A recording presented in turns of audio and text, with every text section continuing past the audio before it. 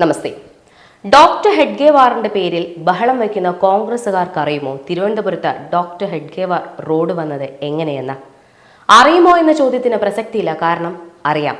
BJP Keralam ഭരിച്ചിട്ടല്ല ഈ പേരിട്ടത്. കേരളത്തിലെ കോൺഗ്രസിന്റെയും ലീഗിന്റെയും പിന്തുണയോടെ UDF ശ്രീ പത്മനാഭസ്വാമി ക്ഷേത്രത്തിന്റെ പടിഞ്ഞാറേ നടയ്ക്ക് മുൻപിലുള്ള പ്രധാന റോഡിനാണ് ഡോക്ടർ ഹെഡ്ഗേവാർ റോഡ് എന്ന പേര് പതിറ്റാണ്ടുകൾക്ക് മുൻപേ ഇട്ടിട്ടുള്ളത്.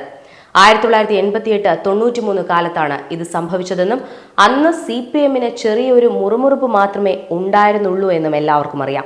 1988-1993 കാലം തിരുവനന്തപുരം നഗരസഭ വർഷങ്ങളായി ഭരിച്ചിരുന്നത് CPM ആണ്.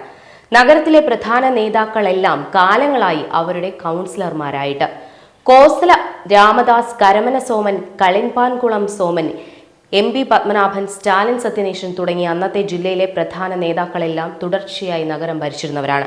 1988 തിരഞ്ഞെടുക്കപ്പെട്ട 50 അംഗങ്ങളിലും ഭൂരിപക്ഷം അവർക്കായിരുന്നു. ജയൻ ബാബു, കരമന ഹരി, MP പത്മനാഭൻ, സ്റ്റാലിൻ സത്യനേശൻ തുടങ്ങിയ നേതാക്കൾ ഈ സമയത്തും കൗൺസിലിൽ ഉണ്ടായിരുന്നു.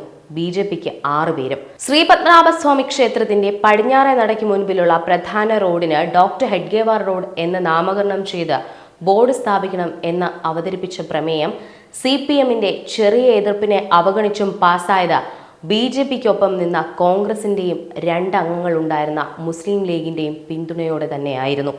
25 വർഷങ്ങൾക്ക് മുൻപ് ഒരു ദേശീയ നേതാവിനെ, സ്വാതന്ത്ര്യ സമര സേനാനിയെ ആദരിക്കാൻ അന്നത്തെ കോൺഗ്രസിന് കഴിഞ്ഞിരുന്നു എങ്കിൽ ഇന്നതിന് കഴിയാത്തത് അവർ ചെന്നുപെട്ടിരിക്കുന്ന ഇസ്ലാമിക് രാഷ്ട്രീയ ഭീകരതയെ തുറന്നു കാട്ടുന്നതാണ്. കേരളത്തിലെ മുൻകാല രാഷ്ട്രീയ ചരിത്രം പഠിക്കുകയും അറിയുകയും ചെയ്യാതെ രാഹുൽ മാങ്കൂട്ടത്തിനെ പോലെ ചില നേതാക്കൾ പാലക്കാട് നിന്ന് സമരം ചെയ്യുന്നത് കാണുമ്പോൾ അവരെക്കുറിച്ച് സഹതപിക്കാനല്ലാതെ എന്തു ചെയ്യാൻ?